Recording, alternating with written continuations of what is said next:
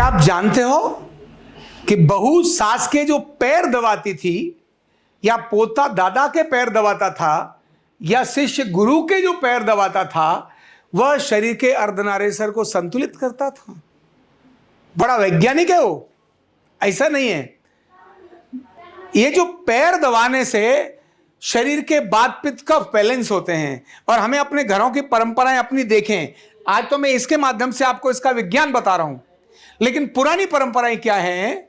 जब बालक पैदा होता है तब उसके सिर की और छाती की मालिश की जाती है, टांगों का रगड़ा किया जाता है। क्यों? छोटा बच्चा कफ प्रकृति प्रधान होता है, कफ अधिक होता है।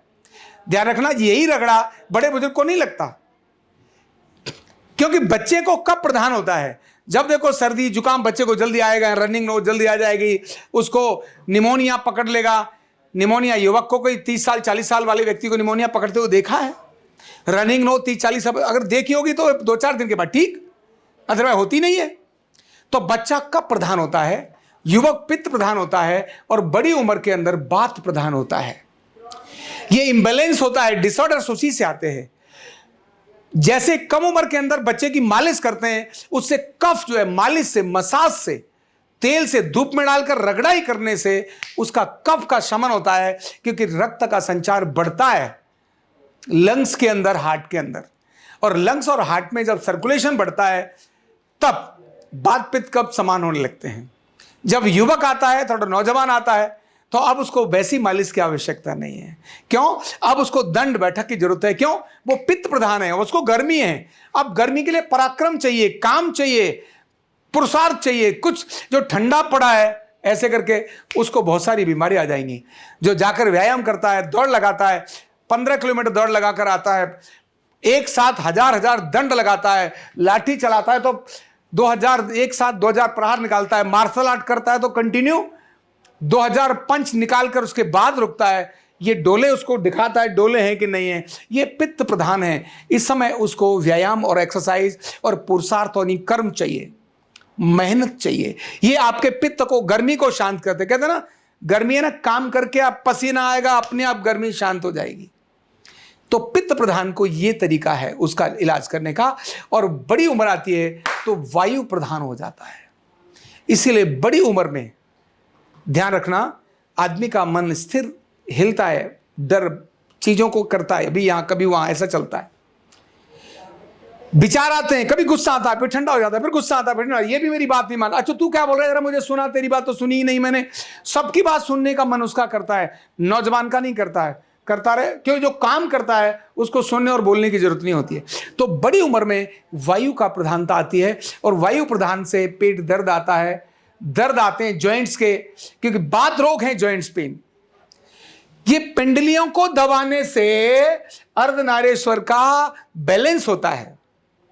पिंडलियों को दबाने से इंटेस्टाइन, लीवर का जो एरिया, पेट का जो एरिया है, वहां की वायु का समन होता है। क्योंकि जब आपको लूज मोशन होते हैं तो पिंडलियां दर्द करती हैं। इसका मतलब है पिंडलियों का संबंध आपकी इंटेस्टाइन से है। आपको अगर शुगर डाउन होता है तो पिंडलियां दर्द करती हैं, टांगें टूटती हैं, चला नहीं जाता।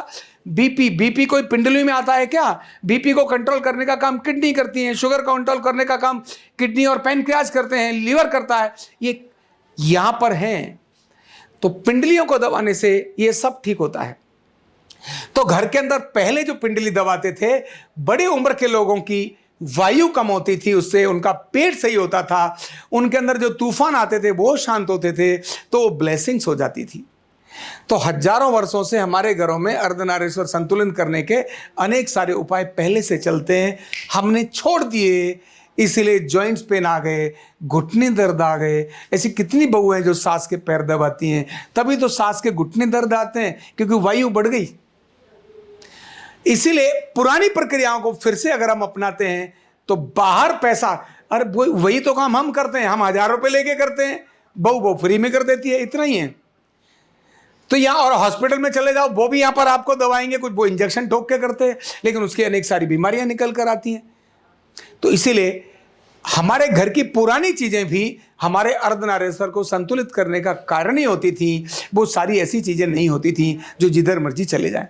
तो हम हमारे घरों में उन फिर से उन प्रक्रियाओं को अपना लें तो ये बीमारियां और हॉस्पिटल्स, ये दोनों से हम दूरी अपनी बना सकते हैं, क्योंकि वही अर्धनारीश्वर को संतुलन करने का हमारा प्राचीन तरीका है। हम पैसे लेके करते हैं, घर के लोग फ्री में करते हैं, तो जो करते हैं उनको भी पैसे दे दो तो वो भी करना शुरू हो जाएंगे। पोते को भी अगर पैसा दे दो, बेटे को पैसा दे दो, तो पैसा लेने के चक्कर में वो पैर दबाएगा, बाहर खर्चा करना है वो आपका नहीं होगा। तो अर्धनारीश्वर संतुलित करने का अपने घर का तरीका पहले अपनाओ, बाद में हॉस्पिटल जाओ। Thank you so much.